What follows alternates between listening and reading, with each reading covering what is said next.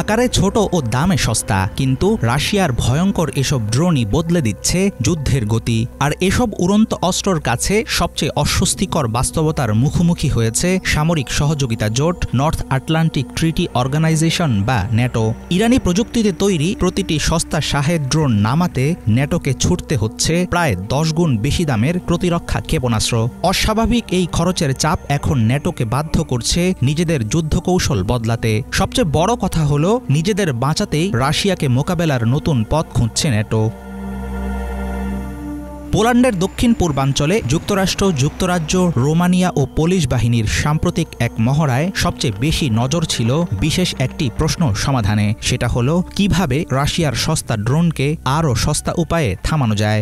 গত কয়েক মাসে ন্যাটোর পূর্ব সীমান্তে একাধিকবার অনুপ্রবেশ করেছে রুশ ড্রোনের বহর। কিছু নামানো গেলেও ন্যাটো জোটের সামরিক বিশ্লেষকদের মধ্যে বাড়ছে আতঙ্ক। খরচের ধাক্কা সামাল দিতে না পারলে যে কোনো মুহূর্তে হাতছাড়া হয়ে পড়বে পরিস্থিতি। যুক্তরাষ্ট্রের প্রভাবশালী একজন ব্রিগেডিয়ার জেনারেল জানিয়েছেন, ন্যাটো জোটের এখন সবচেয়ে বড় লক্ষ্য কম খরচে সেন্সর ও প্রতিরোধ ব্যবস্থা তৈরি করা। একটি রুশ শাহেদ ড্রোন তৈরি হতে অনেক কম টাকা লাগে, কিন্তু সেটা নামাতে যে হাইটেক ক্ষেপণাস্ত্র ব্যবহার হচ্ছে সেটার দাম 10 গুণ বেশি। শত্রুর সস্তা অস্ত্রই ন্যাটোর ব্যয় বাড়িয়ে দিচ্ছে। সংকট থেকে বের হতে ন্যাটো নজর দিয়েছে ইন্টারসেপ্টর ড্রোনের দিকে। ট্রাকে বসানো নিউমেটিক লঞ্চার থেকে ছোড়া এসব ড্রোন মাঝ আকাশেই শত্রু ড্রোনকে বাধা দেয়। দ্রুত বদলে যাওয়া যুদ্ধ পরিস্থিতিতে ন্যাটোর সামনে এখন একটাই পথ, রাশিয়ার সস্তা ড্রোনকে সহজে থামানো। সামরিক ক্ষেত্রে এখন আগের চাইতে আক্রমণাত্মক হয়ে উঠছে রাশিয়া। ইউক্রেনের সামরিক গোয়েন্দা কর্মকর্তার বরাতে জানা গেছে, অচিরেই 30,000 শাহেদ ড্রোন আর 1,20,000 সস্তা ও ভয়ঙ্কর গ্লাইড বোমা তৈরি করতে যাচ্ছে মস্কো।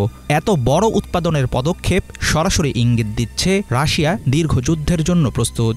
অথচ ন্যাটো বাধ্য হচ্ছে ব্যয়ের নতুন হিসাব করতে। যুদ্ধক্ষেত্রে খরচের লড়াইয়ে রাশিয়ার কাছে হেরে গেলে ঝুঁকির মুখে পড়বে ন্যাটোভুক্ত দেশগুলো। ন্যাটোর জোটে ইউক্রেনের যোগ দেয়া নিয়ে উত্তেজনার জেরে দেশটিতে শুরু হয় রুশ হামলা। ইউরোপের বিভিন্ন দেশেও পড়তে শুরু করেছে এই যুদ্ধের প্রভাব। দ্বিতীয় বিশ্বযুদ্ধের পর তৎকালীন সোভিয়েত ইউনিয়নের হাত থেকে পশ্চিম বার্লিন এবং ইউরোপের নিরাপত্তার জন্য যুক্তরাষ্ট্র, কানাডা, যুক্তরাজ্য, ফ্রান্স এবং আরও 8টি ইউরোপীয় দেশ উত্তর আটলান্টিক চুক্তিতে স্বাক্ষর করে। এখন সেই জোটের সদস্য সংখ্যা 30।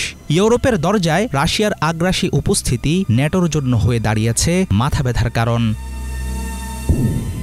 হাফিজুল ইসলাম, বাংলা ভিশন।